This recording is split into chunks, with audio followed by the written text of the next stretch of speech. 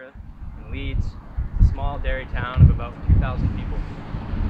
There, my parents own and run a small business that's been in our family for 40 years. Growing up in Maine gave me a strong set of values. But it wasn't until my freshman year in college at the University of Maine, Farmington, that I found my direction. I watched the Twin Towers fall from a college classroom on that day our country was attacked. Like so many Americans, September 11th changed my life. I thought about serving in the military right out of high school. But when our country went to war after 9/11, it felt more important than ever. About a year after the attacks, I enlisted in the U.S. Marines. I spent 4 years on active duty. I fought in Afghanistan and Iraq. Served alongside other Marines from all over the country, big cities, and small towns like the one that I'm from. We faced tough challenges in the mountains and deserts of Afghanistan and Iraq, and I give credit to the way I was raised for preparing me to face them. Growing up in Leeds, I was surrounded by hardworking people who led by example. They taught me that if you want something in life, you gotta work for it. Nothing's free. But folks in Leeds also taught me the importance of helping others and the importance of working as part of a team. Those lessons guided me in the Marine Corps Infantry. Each Marine, local Maine craft brewery truck there, you like it? Wasn't Lewiston brands though. Those lessons guided me in the Marine Corps Infantry. Each Marine is expected to carry their own weight, to watch each other's backs, and to work as part of a team to get the job done. In a fight, you quickly learn that the worst thing a person can do is leave someone behind. If someone falls, you pick them up. If someone can't keep up, you slow your stride. If someone can't take another step, you carry them. My military service has shaped me into who I am, and I carry those values with me every day. When I left the military, I came home to Maine. I worked 3 jobs, full-time at a motorhome sales service center, part-time at a local pizza place over in Auburn, it's a place I worked at in high school, and part-time at my family's business. I'll be honest, I had a hard time with the transition out of the military, but I had a community of family and friends that had my back. Not long after I came home, I used my veterans education benefits to attend Bates College. The opportunity to continue my education there was critical to helping set me on the right path. As a student, I returned to Afghanistan as a volunteer school teacher, and after Bates, I returned to both Afghanistan and Iraq to work for a logistics company. I then took a job with Senator Susan Collins on the Homeland Security and Governmental Affairs Committee. To this day, I greatly respect the Senator and her hard work for Maine. That said, during my time in Washington, I saw that more often than not, politicians fight over petty differences that have little to do with the struggles of everyday folks like you and me. I saw how a narrow group of powerful people and their special interests have undue control over Congress, and how their priorities don't match Maine's. Working in Washington made me realize 2 things. First, Washington's broken. Second, that I wanted to continue serving my country and this state. I was elected to represent part of Lewiston in the Maine House of Representatives in 2014. It's also when I met my wife, Isabel. She grew up in Waldoboro and also went to Bates. Over the past 3 years, I've asked myself why we allow things in Washington to continue to be so backward. Why do we accept the status quo from our leaders when hardworking people in towns like mine are being left behind? From Jay to Jonesport to Fort Kent, our roads and bridges are crumbling. So why isn't Congress working to pass an infrastructure bill that can create jobs right now and help businesses grow, create more jobs for the future? Our jobs aren't leaving, they're gone. I've watched towns like Millinocket and Livermore Falls lose jobs to a global economy and free trade deals that benefit the bosses, CEOs, and stockholders at the expense of the people that actually do the work. Wages continue to decline while the cost of living goes up. More and more of our paychecks are going towards healthcare, groceries, and gas, and less, if any, towards savings or comfortable retirement. Republicans control the White House, the Senate, and the House. Bruce Poliquin has a seat at the table. He's a part of the majority. Yet in the last 8 months, no significant legislation has been passed. Bruce Poliquin and the Republicans aren't prioritizing job creation by working with our president on an infrastructure bill. They've broken their promise to address the drug and opiate crisis that's destroying lives in small towns and cities all around the state. They've broken their promise to families. The poverty rate for Maine's children has skyrocketed at 8 times the national average. And they've broken their promise on health care. Everyone knows Congress should work to fix Obamacare, to increase coverage and lower costs. But instead, Bruce Poliquin voted to take coverage away from thousands of Mainers. While other members of Maine's congressional delegation took a stand and voted against repeal, Bruce Poliquin voted yes. He voted yes to put hundreds of jobs in rural Maine hospitals at risk.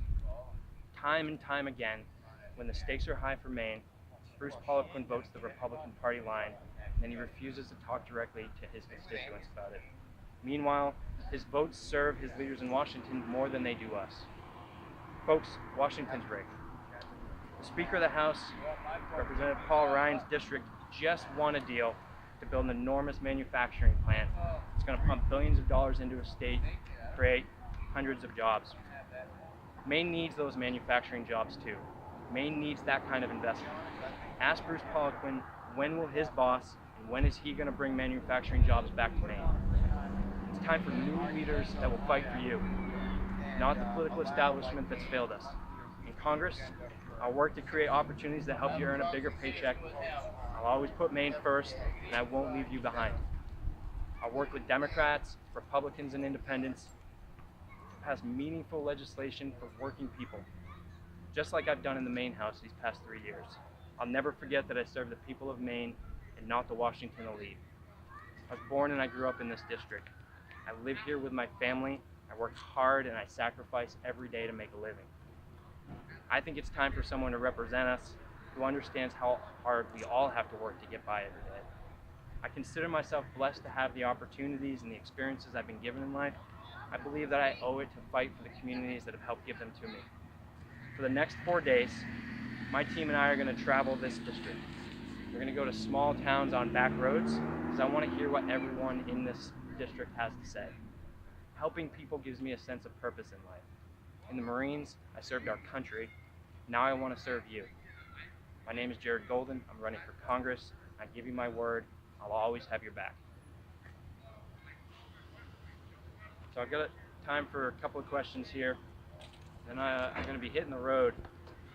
And we're heading right up to Aroostook County, and we're going on about a 4-day tour of the district here. So, I apologize to cut it short, but I'll take as many questions as I have time for. So, we got a two-term incumbent here. What do you think your weaknesses are right now? Obviously, you're a two-term legislator. You're trying to make a big jump. Do you think that? Are you optimistic? Yeah, I am, absolutely. I mean, this is, it's been a long time since we had a strong candidate coming out of Lewiston. This is, a big urban center. It's a strong community. And look, on paper, there's still more Democrats in this district than there are Republicans. The Poliquin camp was already saying that calling you a liberal Augusta politician are consistently voting against needed welfare reforms, voting to support illegal immigration sanctuary cities. Can you respond to them? They sound like some boilerplate talking points right there, don't they? Look, there's no sanctuary cities in Maine, all right? We've got immigration going on right here in Lewiston, and you know what? Go talk to the people of this community. See if it hasn't helped spur some economic growth. Look behind me, all right? I've represented some of the poorest people, one of the poorest districts in this state, and I've always stood up for them. People want to talk about welfare reform, that's fine. You want to get rid of waste, fraud, and abuse, I'm on board. But, I mean, look, most of those programs are federal programs, so I guess I would ask, what's Bruce Poliquin done to reform welfare? I'd say he should work to put people to work. Steve? Let's see. Are you ready for this? I'm standing right here, Steve. Yep. No, I'm ready. No, I mean, so do you have backing in Washington as well? I mean, it's a big push nationally to recruit veterans such as yourself to run in Congress. How much have they reached out to you, and how much have they influenced your decision to run? Look, that's not why I'm standing here today. This was my decision. I'm doing this because I think it's the right thing to do, and I think I have something to offer the people in this community and in this state. So, I'm excited to be working with people like Seth Moulton. There's a lot of veterans around this country that are getting active, getting involved. I like to say we already served before, but we're not done serving. We've got more to offer. So, what do you think of the job Bruce Poliquin has done with veterans in Maine. He talks a lot about working for veterans to improve Right. access to health care. What grade would you give the work he's done for people like yourself? Well, I think he talks about it a lot. I haven't seen him pass any meaningful legislation that's helping veterans in Maine. In contrast, in the Maine State Legislature, I passed I don't know how many bills. We brought 7 new veteran service officers into the state. We got them new technology upgrades that they needed. I just passed a bill to help get access to veterans' mental health care. I mean, I've actually been on the ground here in the state helping Maine veterans, passing things into law that's going to improve their lives. So, I'm glad that he focuses on veterans, but you have to deliver. This is a huge district. How are you going to balance the needs of the northern part of the district, which is considerably a different type of culture and situation economically along the other lines, with the needs of the district down here? It's a big district. No, absolutely. It's the biggest district east of the Mississippi River, right? So I'm going to travel all around, and I'm going to focus on some of those industries all around the district that really matter. I mean, it's small businesses, it's farming, it's our marine resource industry. But look, when I look at Lewiston, I see the second largest city in this state, and I truly believe that the success of this city, its economic success, is the success of the entire state. If we do well here, it's going to impact people on in the rest of the district. So, Jared, one other thing, it's no secret that President Trump did well in the 2nd Congressional District. Do you feel like you're going to have to pull punches running as a 2nd Congressional District, given his performance here last year? can you define pull punches for me? I mean, can you be critical of his policies?